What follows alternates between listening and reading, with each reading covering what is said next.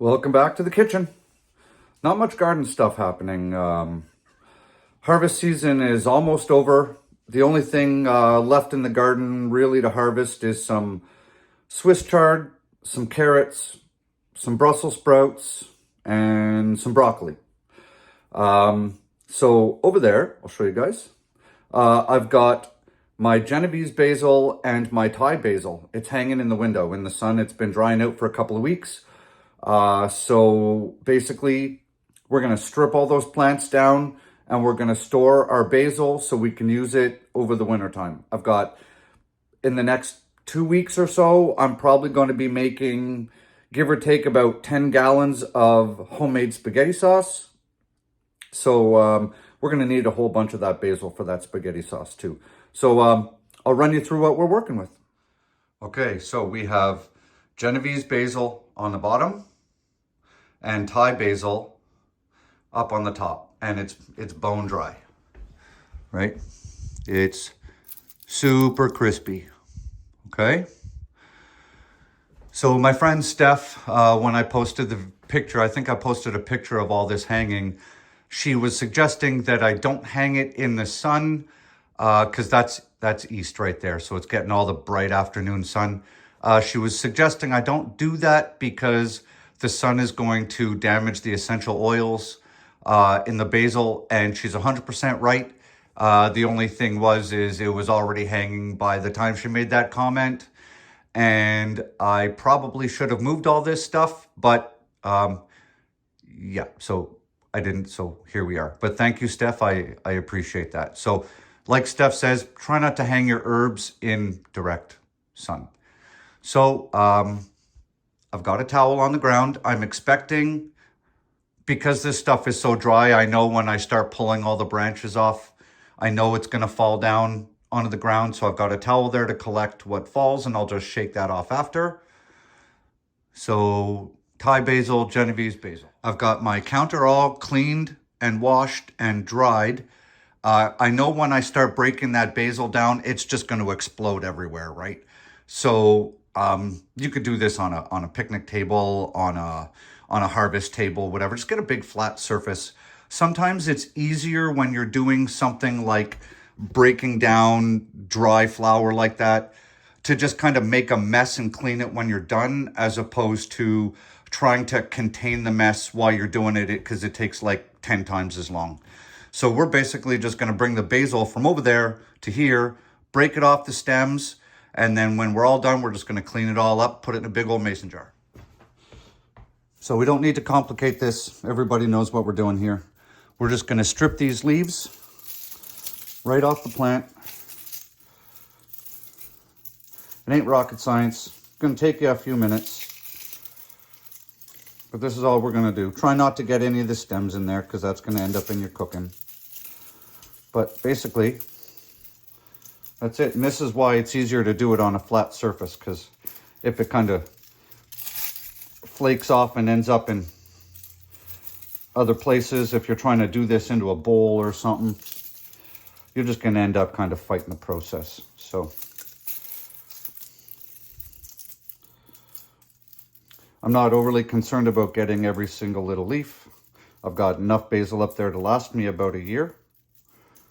So we're just going to kind of break it down to that point. See why it's handy? We're just kind of spread it out. And this is all we're looking for. And beside me here, I've got the obligatory yuck bucket. We're just going to keep processing. Basil plants did really good this year. I mean, this is like a small bush.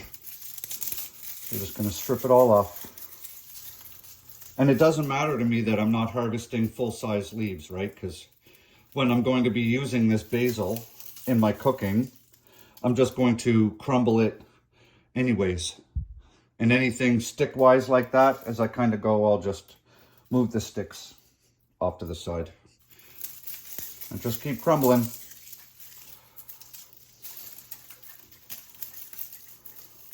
Just go basically branch by branch. That way you're not really missing any. And you really want to make sure that if you're going to do this with your basil, or any herbs for that matter, that they are like bone dry, because you definitely don't want to put any moist leaves in your mason jar, because then you could possibly end up with rot in your jar and you could lose your whole entire harvest, and that would just be horrible. You could also do this in your dehydrator. I've done that in the past. If you're going to do it in your dehydrator, you really want to do this on a low temperature setting. I wouldn't go any higher than 95. So if you're going to get a dehydrator, if you don't have one already, make sure you get one where you can actually adjust the temperatures, not just like a high, medium, low kind of temperature setting.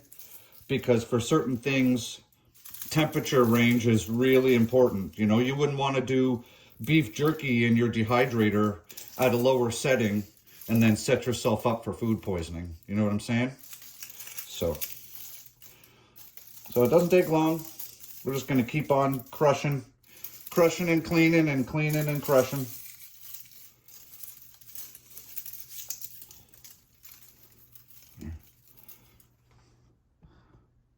It's like you'd see something outside in your garden after a frost wipes it out. This won't even fit in the yuck bucket like that. I gotta break it all down.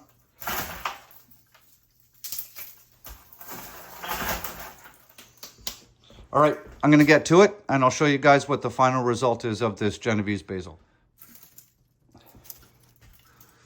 So you might be asking yourself, Green Thumb, where's all the big leaves from your basil plant? These things look a little sparse. And you're right. All the nice leaves are on the towel on the floor. As soon as I touch the plants to try and get them off the twine where they're hanging, most of the big leaves are just basically just falling right off the plant. So it's a good thing we put that towel there, because if not, probably a third of what I've already harvested is currently sitting on my floor.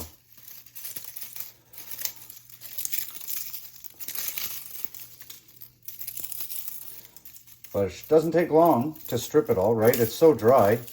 You basically just run your hands up the plants, give it the old crunchy crunch with your fingers. Give it the old crunch with your fingers, and you end up with that. It's kind of like a Charlie Brown Christmas tree, huh? Only smells a little better. This is why it's good to have a towel on the ground. So we're just going to basically pick that towel up and put those basil leaves right into the pile. This is what we ended up with. Check that out. That's my hand for scale. So we have several quart jars worth of Genovese basil. So I'm pretty stoked about that. Definitely have enough to last me. And I'm going to be firing up the basement greenhouse soon. So you guys, if you're not subscribed here, you got to subscribe to the channel. I've got a 8x12 greenhouse in my basement. And in the next couple of weeks, I'm going to be starting all kinds of food in my house, in my basement. All organic, all heirloom. And we're going to be able to eat food from my basement, in my house, in the city, all winter here. And I'm in Ontario, so within a few months outside, we're going to be locked in some sort of icy hellscape. So it's always nice to be able to have... Hey, I'm filming. Don't talk back. Thor wants to be a superstar. So yeah, so like I said, so I'm going to jar all this up, and then we're going to start the Thai basil. So apparently glass is sharp. And I didn't realize that the lip of the jar I was using had a chip in it. So I got to clean this up before I continue. Yep, I'm okay. I'm just bleeding.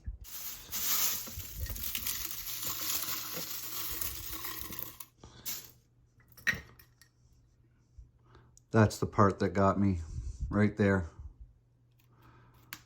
I didn't even know it was there. So what I'm going to do is I'm just going to temporarily load up this big jar. I'm going to order some more half-gallon jars with some plastic lids for them. And that's how I'm just going to store the basil. I don't even know if I'm going to be able to get it all in here, guys. Maybe, maybe not. Am I concerned that I'm breaking it all down? Not at all. Because when I cook with it, I got to break it all down anyways. All right, I'm going to cram the rest into there. That is one very full jar of basil. Click. And locked. Look at that. Enough basil to last me until I get some fresh stuff growing. Now we're going to do Thai basil.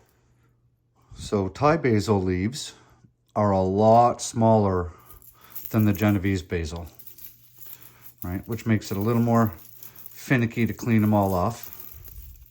And some of you are probably wondering why the tops of the plant are all kind of flat and level, because that's definitely not how basil grows, right? So what I've done is the day I harvested all of my basil from the garden and brought it home, the plants were in full-on flower mode, and I didn't want any of those flowers in my kitchen drying on the plants, because then I'd have to deal with them later. And I wasn't worried about collecting seed because I've got plenty. So I cut every single one of these. You can see they're all cut and snipped. Every single one of these stems on all of these branches that I've been preparing today had flowers on them. And I filled, I'll show you. See that 5-gallon bucket along with all the basil on my floor? Yep. I filled that whole entire bucket with flower stems off the top of these plants. It took me like an hour and a half with a pair of pruners to cut all the flowers off. Yeah, it kind of sucked, but you know, there's always a process to preserving food, and if you're going to do it, you just have to kind of just settle into the fact that certain things just need to happen, and you just go about doing them. That's just basically that. But they really do kind of look like decrepit Charlie Brown Christmas trees. I'm not going to get anywhere near the amount of Thai basil that I would have gotten from the Genovese basil. I'm almost done. And that's the little pile I'm working with here. And that's the massive amount of stems. Doesn't even fit in the bucket anymore. I'm literally just kind of making a little tower of branches. It's like a hat. Now it has a hat. I figured I would finish this video off by showing you guys that you're not limited to just something like, you know, a traditional Genovese basil or a Thai basil, right? We've got all kinds of basil. Fine verde basil, and look at how small those leaves are. They're tiny. We've got cinnamon basil, blue spice basil. This one smells like vanilla. That's delicious, by the way. Green Towers basil. If you want massive basil plants, when I grew these Green Towers basil, they were by far the biggest basil plants I have ever grown in my life. And the Green Tower is fairly similar to the Genovese. So you can grow, and guys, this is just a fraction of the kinds of basil that's out there. So you can basically grow all kinds of basil, and each one of them has a different flavor profile. So keep that in mind when you're choosing your seeds for next year. Another thing is that sometimes at the garden centers, they'll sell little seedling trays with multiple different kinds of basil in it. There's even like reddish maroon colored basil and all kinds of good stuff. So you have lots of options for your basil. So you just keep that in mind when you're starting your seeds for next year. Well, that's it for this one. You know, just showing you guys what we're doing. Hope this helps. You know, there's always, if there's a will, there's a way. Sometimes it takes a little bit of effort and a little bit of planning, but you can do it. I have faith in you. So grow good food so you can store some good food and keep it on. See you in the next one.